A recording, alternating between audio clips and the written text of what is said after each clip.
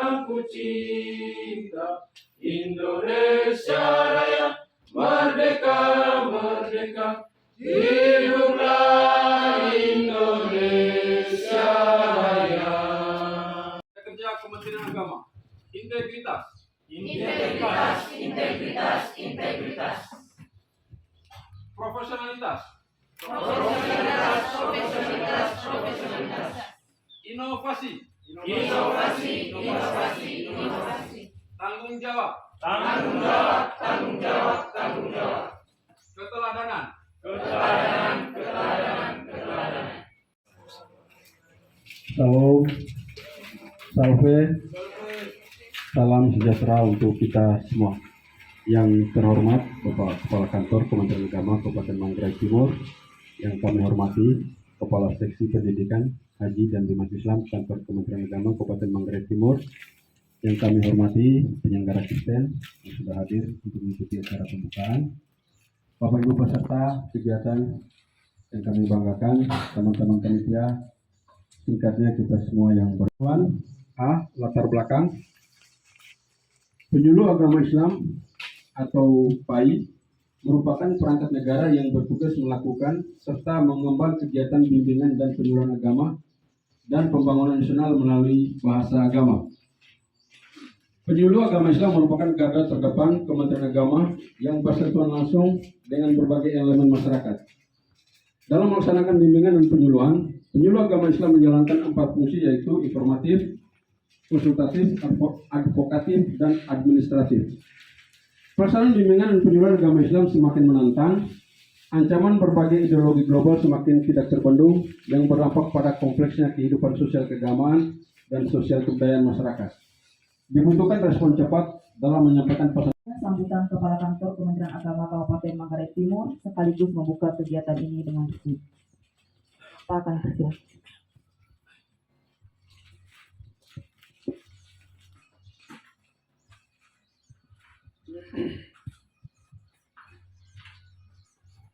Baik, selamat pagi.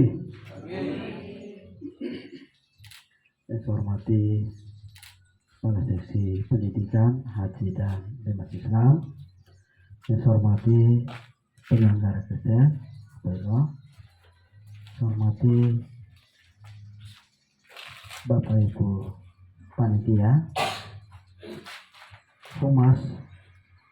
Yang saya hormati, saya kasihi para penyuluh agama Islam. Assalamualaikum warahmatullahi wabarakatuh. Salam, salve, Om Swastiastu, Namo Buddhaya, salam kebajikan, salam sejahtera dan salam sehat untuk kita semua. Puji syukur mari kita senantiasa panjatkan kehadirat Tuhan Yang Maha Kuasa atas berkat, rahmat, pemeliharanya, nikmat yang kita terima hingga saat ini. Kita semua dalam keadaan sehat, ya, boleh hadir di sini mengikuti kegiatan ini. Sehat semua ya? sehat. Puji Tuhan, alhamdulillah. Baik, Bapak Mama sekalian yang saya hormati dan saya kasihi, kemarin tuh kami kegiatan di kota.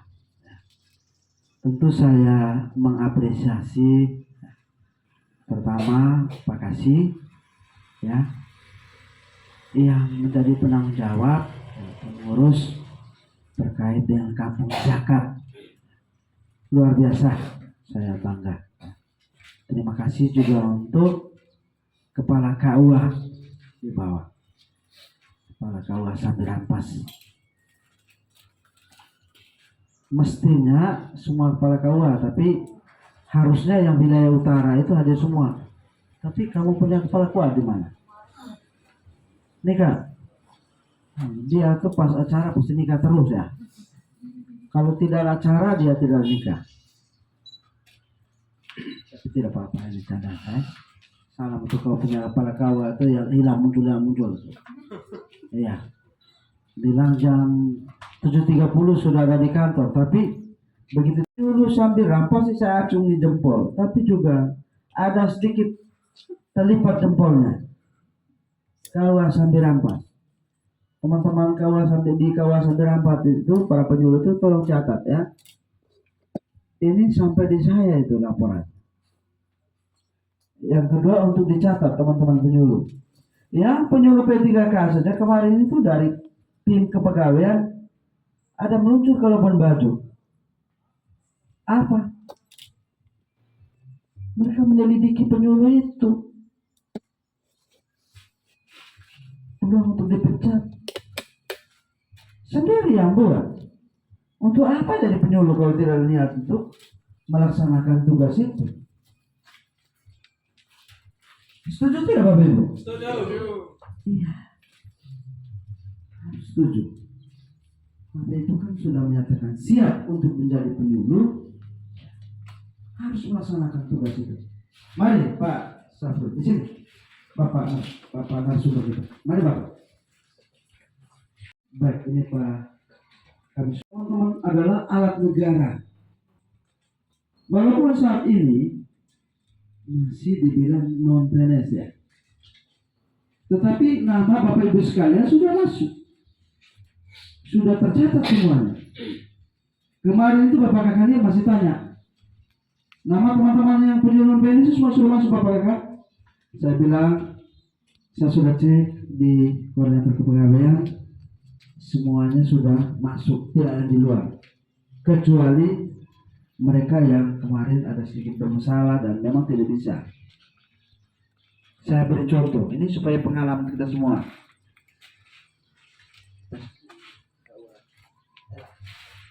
Pak Ibrahim, kemarin kan beliau dengan sukarela ya, karena dia caleg, dia mengundurkan diri. Kalau kemarin dia tidak mengundurkan diri, bermasalah. Dia caleg, kita harus mengundurkan diri, karena kau sudah caleg.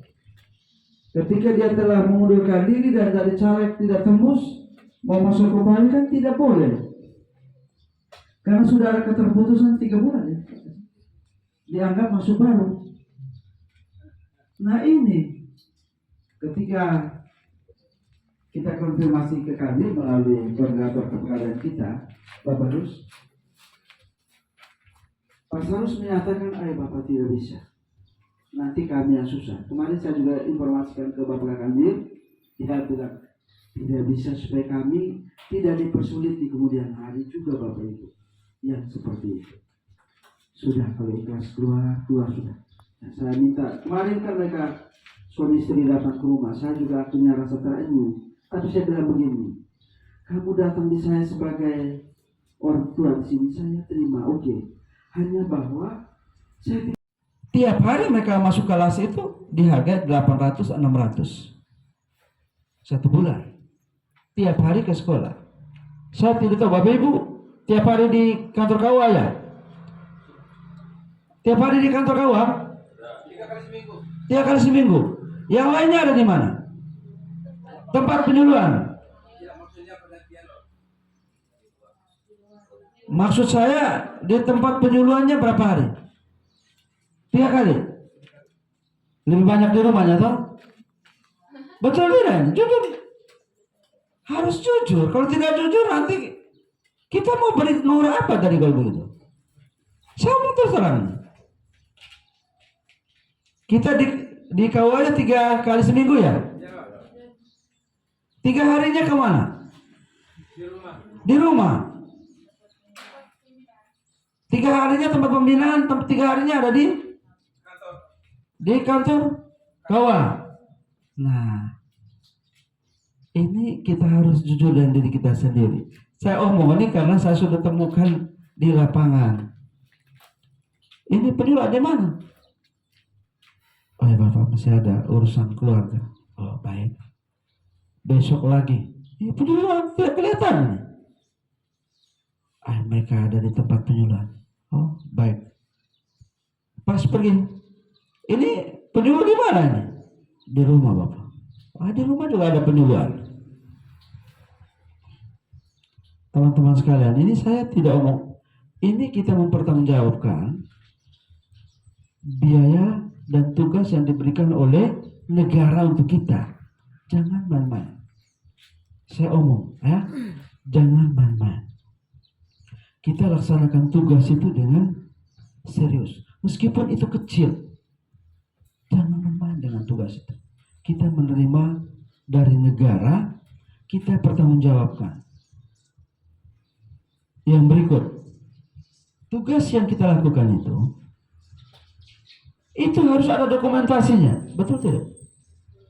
Kalau dia tiap hari di kantor ya, nah, staf KUA sekaligus penyuluh kan? Tidak, staf KUA ya staf KUA tiap hari itu. Tiap bulan dapat berapa kamu honor? Satu pas. Yang 3 kali seminggu nih honornya lebih itu. Kalau begitu kurangi. Setuju tidak kawan? Saya langsung. Tidak setuju? Ya, kami juga tidak mau Bapak Ibu semangatnya kurang.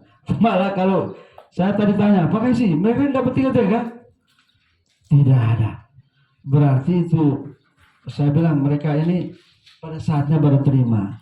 Yang Bapak Ibu kerja sekarang, saya bilang tadi itu, teman-teman yang lulus P3 kemarin tuh ada yang terakhir, baru Bapak saya tidak berpikir bahwa saya bisa tembus. Ya, dari kerja-kerja kita, ya, kerja yang tulus, saya minta dengan sangat. Di tempat kita melakukan penyuluhan itu, tolong perhatikan betul-betul. Kelompok kepenyuluhan kita harus benar-benar kita hidupkan.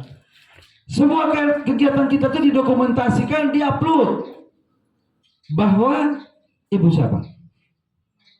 Ibu Marbati sedang melaksanakan kegiatan kepenyuluhan di kelompok binaannya di sini.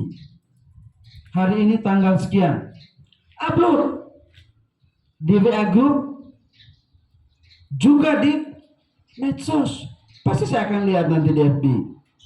Saya akan buka IG, ya. Itu. Karena begini, kalau kita tidak buat begitu, ya, ini kami susah untuk bisa mengetahui bahwa ini penyuluhnya ada di rumah atau di tempat penyuluhan. Iya. Apalagi ada orang yang laporannya tidak jelas. Atau ada penyuluh, bukan orang, tapi ada penyuluh yang laporannya tidak jelas. Saya serius Bapak Ibu sekalian. Terkait dengan ini saya minta dengan sangat. Kita melaksanakan tugas ini dengan sangat baik. Sekecil apapun. Dan saya minta para penyuluh untuk memperhatikan persoalan-persoalan bangsa yang saat ini makin menyeruak, ya. Persoalan keagamaan. Kita bersyukur bahwa kita di Manggarai Timur aman, tapi ingat bahwa ada aliran-aliran sempalan yang masuk dari luar, yang mengganggu kemudian ketenangan kita, kebersamaan kita. Kami kemarin ternyata kami diskusi terbatas dengan Bapak Penjabat Bupati, ya. Setelah diskusi saya tahu, saya suara diputar, tiba-tiba dari sini ada indah datang. Indah dari yang perlu Bapak Ibu lihat pada diri seseorang, ya. Yang pertama bahwa komitmen kebangsaan. Apa yang sudah dibariskan oleh bangsa ini tidak boleh keluar dari situ. Apa komitmen kebangsaan itu? Pertama apa? Pancasila. Kedua, Undang-Undang Dasar. Ketiga, Bhinneka Tunggal Ika. Keempat, NKRI. Itu. Ini komitmen kebangsaan, ya, yang harus kita jaga. Kalau orang tidak bisa menerima 4 ini, dia bukan bagian dari Indonesia. Atau orang ini bukan bagian, tapi perlu dicerahkan, disadarkan, ya. Lalu kemudian dia harus sikap menghargai terhadap yang lainnya, harus ada. Apalagi kita Indonesia mewarisi budaya ini, leluhur kita. Toleransi. Kalau itu sama sekali tidak ada, dia hanya berpikir dia saja yang benar di dunia ini. Kau masuk sendiri surga sudah. Jangan hidup dengan orang lain. Karena ini yang ada ini manusia berdosa semua. Atau ada di antara kita yang tidak berdosa? Ada kan? Ya kecuali malaikat lah. Tapi kita berusaha supaya kita sempurna sama seperti mereka. Itu usaha kita. Kan kita mau menuju Tuhan Allah tuh. Ya. Tapi kadang-kadang kita omongnya malaikat, tapi perbuatannya, iya itu baik sekali omongnya, licin. Coba lihat di lapangan apa yang dia buat. Terbalik semua. Merencanakan kesusahan orang lain, menceritakan orang lain, semua yang jelek, susah memaafkan orang lain. Orang-orang begini bagaimana menjadi nur bagi orang lain? Tidak akan bisa. Kalau narasi-narasi yang keluar dari mulut itu tidak pernah menyatakan dia ini baik, walaupun dia salah kemarin, tapi kok dia masih baik kok. Tidak bagus. Dia yang menyebabkan semua ini terjadi. Kaunya tidak baik kaunya. Yang ngomong itu sudah salah. Ini saya sampaikan, ini pengalaman kita di Manggarai Timur. Teman-teman tolong camkan ini untuk menjadi pemahaman kita, untuk kita bisa bagi. Kita hadir bukan menjelekan orang lain, tapi bagaimana supaya orang lain kita bantu untuk membawa kembali ke jalan yang itu. Tugas siapa? Itu. Tidak hanya penyuluh, siapapun yang melakukan tugas itu dia bagian dari penyuluh. Itulah yang orang menyatakan kita harus menjadi berkat bagi orang lain, menjadi nur bagi orang lain. Itu. Ya. Itu. Ya.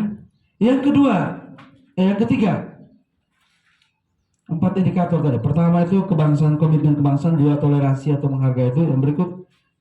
Yang ketiga itu apa? Anti kekerasan. Kalau setiap hari kita serang mereka, kita bunuh. Waduh, gimana itu? Pukul saja mereka. Coba berpikir lebih jauh, lebih dalam.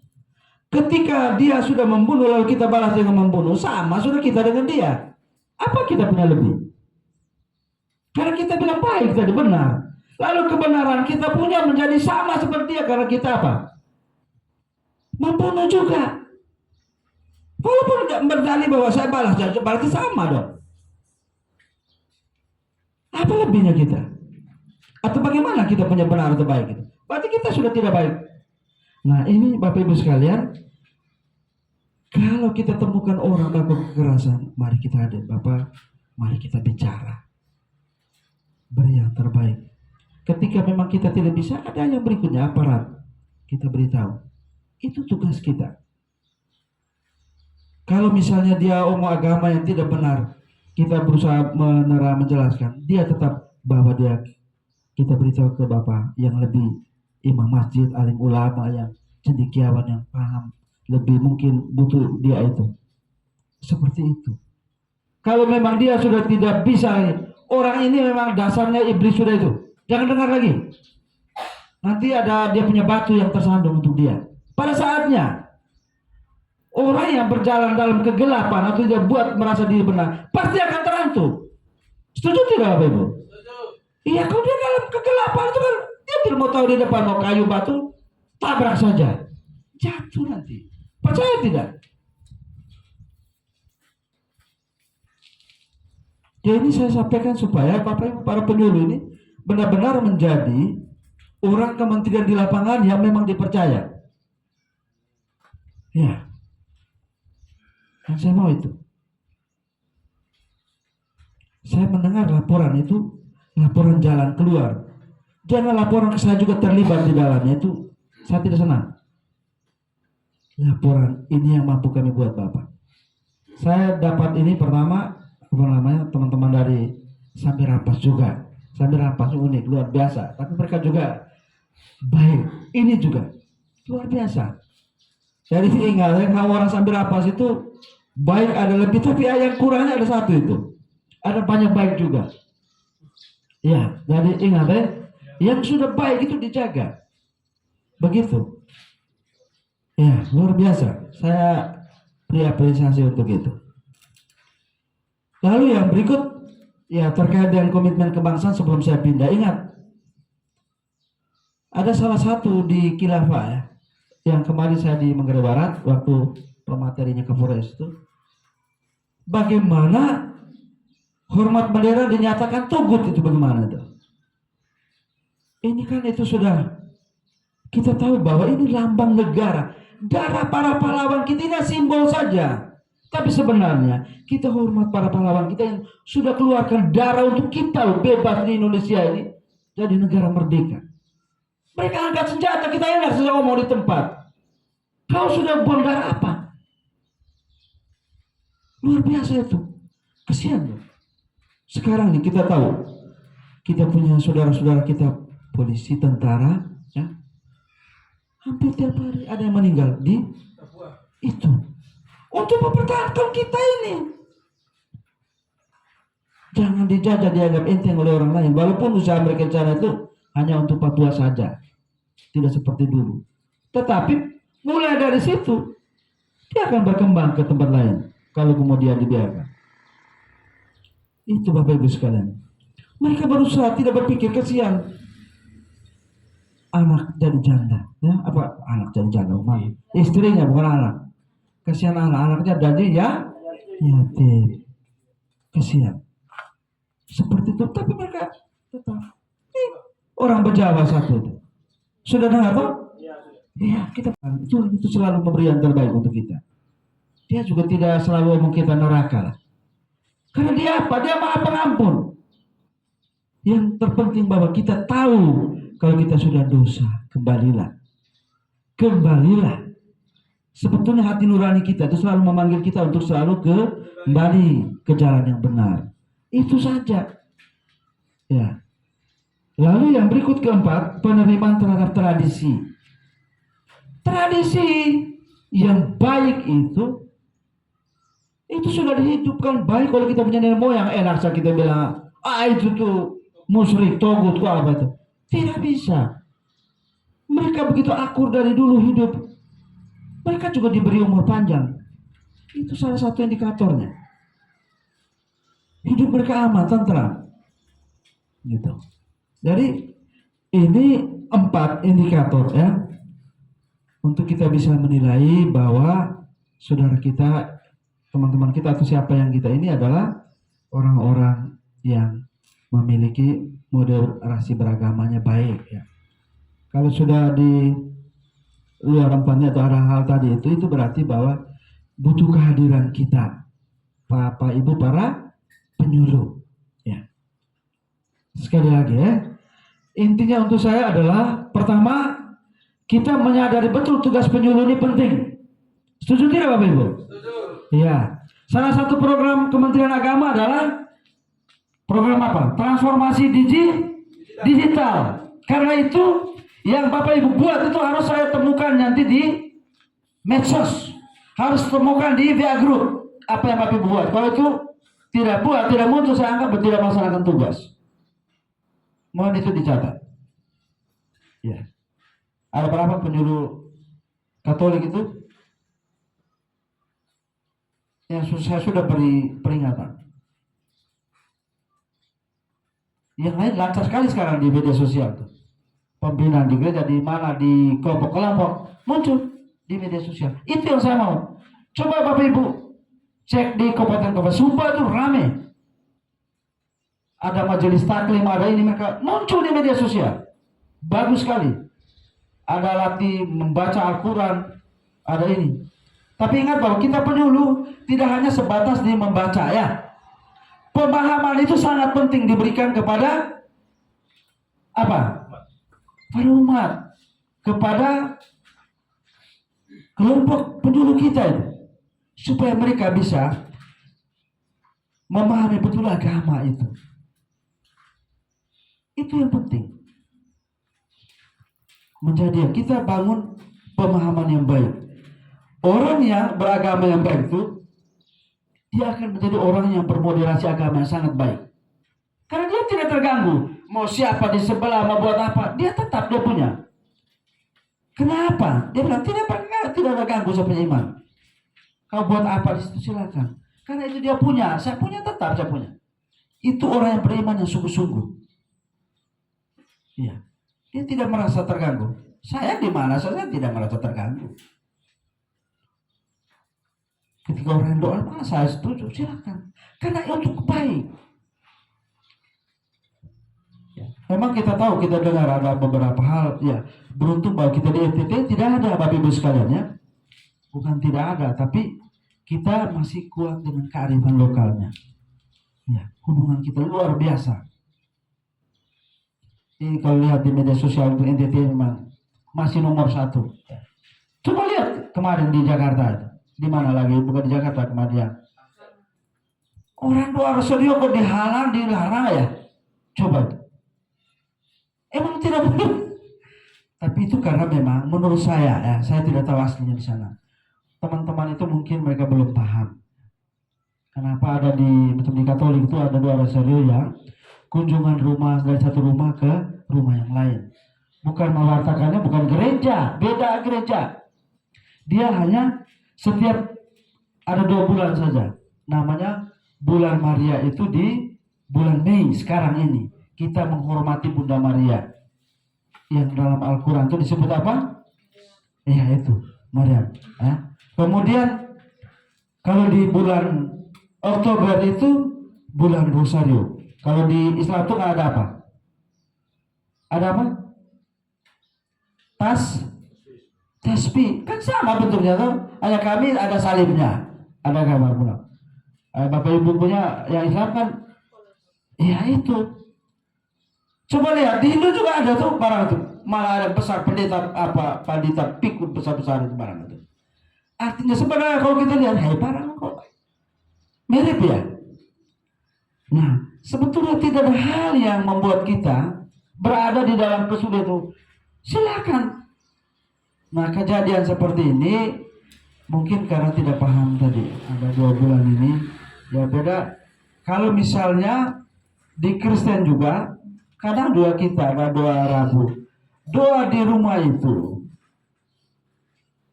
yang bukan kayak itu namanya doa kelompok ya Pak, doa lingkungan, doa kelompok tidak.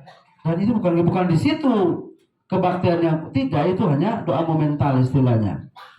Nah, bukan untuk. Nah, tapi kalau untuk kita di NTT, saya pikir apalagi itu malah teman-teman kita yang Islam kadang-kadang dia doa di sisa Bapak.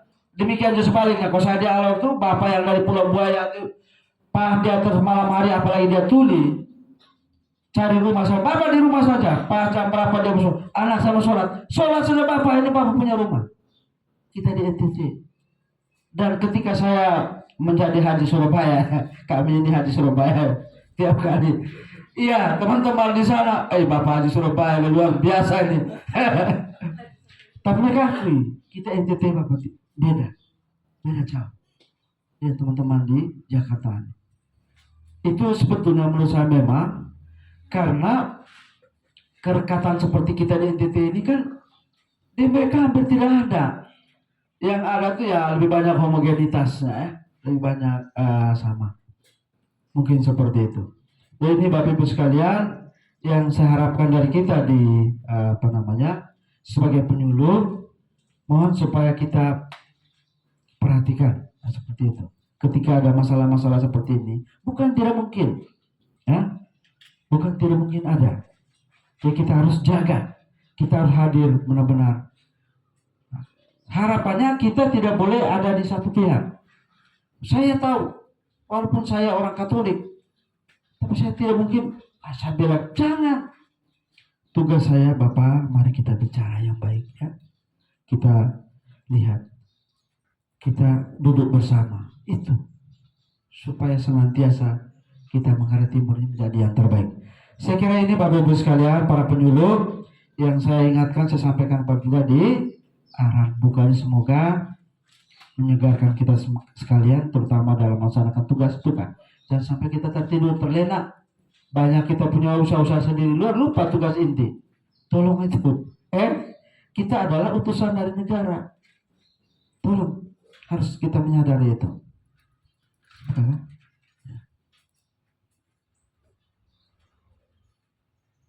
Ya, baik Bapak Ibu sekalian,